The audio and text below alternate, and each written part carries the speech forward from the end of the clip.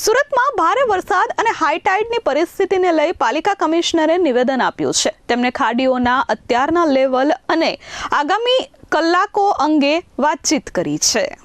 સુરતમાં રેડ એલર્ટને પગલે જે રીતે વરસાદ વરસી રહ્યો છે, જેથી લોકોને સાવચેત રહેવાની અપીલ પહેલેથી જ કરવામાં આવી હતી, ત્યારે સુરતમાં વરસી રહેલા વરસાદ અંગે પાલિકા કમિશનરનું નિવેદન સામે આવ્યું છે. તેમણે કહ્યું હતું કે સુરતમાં ભારે વરસાદ અને હાઈ ટાઈડની પરિસ્થિતિ છે, જેથી લોકો સાવચેત સ્થળે રહે. સુરતના 34 નીચાણવાળા વિસ્તારો હાલ પાણીમાં ગરકાવ છે. સીમાડા અને ભેદવાડ ખાડીનું પાણી ભયજનક સપાટીને પાર વહી રહ્યું છે. 2200થી વધુ લોકોને સુરક્ષિત રેન શેલ્ટરમાં ખસેડવામાં આવ્યા છે, જ્યારે શહેરમાં પાણીના નિકાલની કામગીરી યુદ્ધના ધોરણે શરૂ છે. હાઈટાઈડના કારણે પાણીના નિકાલમાં વિલંબ થઈ શકે છે, પરંતુ લોકોને સાવચેત રહેવાની અપીલ છે. સુરક્ષાના ભાગરૂપે BRTSના 26 રૂટ બંધ કરવામાં આવ્યા છે. પોલીસ દ્વારા બેરિકેડિંગ, અનેક સ્થળોએ ટ્રાફિક ડાયવર્ઝન કરાયું છે.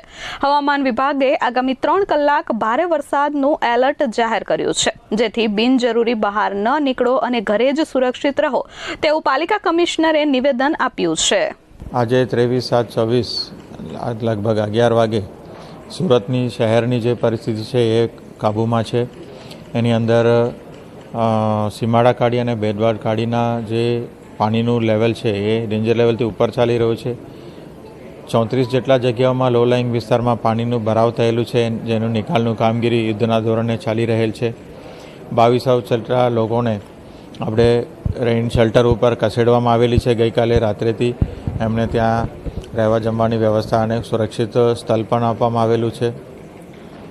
અત્યારે હાઈ ટાઈડનું પરિસ્થિતિ ચાલી રહ્યું છે, એટલે લોકોને ખાસ વિનંતી કરવામાં આવે છે કે ઘરથી બહાર નીકળવાનું આજે ટાલે. GADC, ઉદ્યોગ એસોસિએશન અને જે માર્કેટ એસોસિએશન છે, તમામે આજે રજા જાહેર કરી છે. એ સાથે સાથે લગભગ 26 જેટલા જે બસ રૂટ છે, સિટી લિંક BRTS છે, એ પણ બંધ કરવામાં આવેલી છે. પોલીસ ખાતાના સાથે રહીને અલગ અલગ જગ્યાઓમાં બેરિકેડિંગ પણ કરીને ટ્રાફિકને પણ નિયમન કરવામાં આવ્યું છે અથવા બંધ પણ કરવામાં આવેલું છે. આ હાલતમાં તમામ નાગરિકો આજે જેટલું થાય એટલું ઘરથી બહાર નીકળવાનું ટાળે અને ઘરે સુરક્ષિત રહે.